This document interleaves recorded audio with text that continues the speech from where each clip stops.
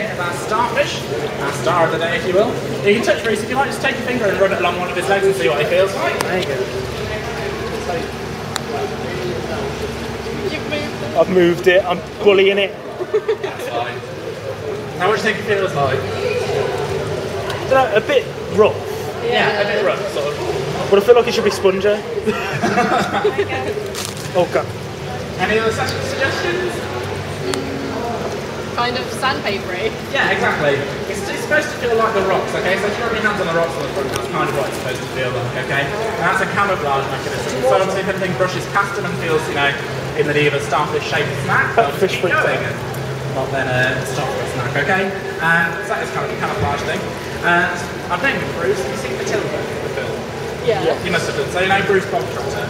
Yeah. Eats in a horrible way, doesn't he? Basically, to eat, a starfish spits its stomach out, wraps it around what it wants to eat, which is usually something like a mussel, brings it back inside and then digests it. Okay? Oh nice. Yeah?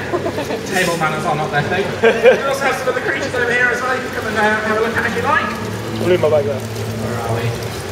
We've got some sea anemones over here. Okay, so you see all these orange and tubular, and you've got some yellow one there and some red ones over here, okay?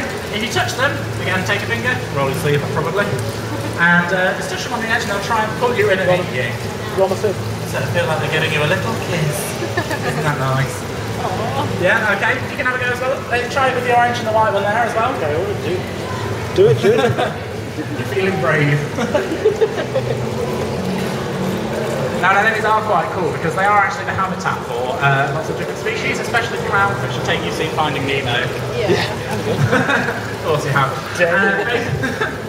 Essentially, even poisonous anemones, we don't have any here obviously, even poisonous Just touch one. There are dropping the fly on the first stage.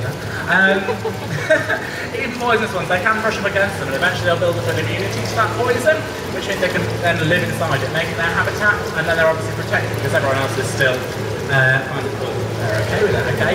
So it's quite a good example of symbiosis, I think is the term. We've also got a hermit crab just there, you see him there, right in the middle. Aww. Yeah, he was actually eating a few moments ago, which is a pretty cool example. All crabs actually have one claw that's bigger than the other. Sort of the main claw. I call the big ones the grabber because they grab their prey with it and sort of hold it there, and then they use the smaller one. It's a bit like a knife and fork. So the big one, the grabber, is their fork, and they use the smaller one, the sharper one, to chop it up and eat it. Okay? Their teeth are in their stomach, so you won't actually get bitten by a crab. You'll probably get bitten by the claws. Okay? We do have a few other creatures in here as well. We've got a sea urchin here. Not just that, he's nice like you. Probably hurt you.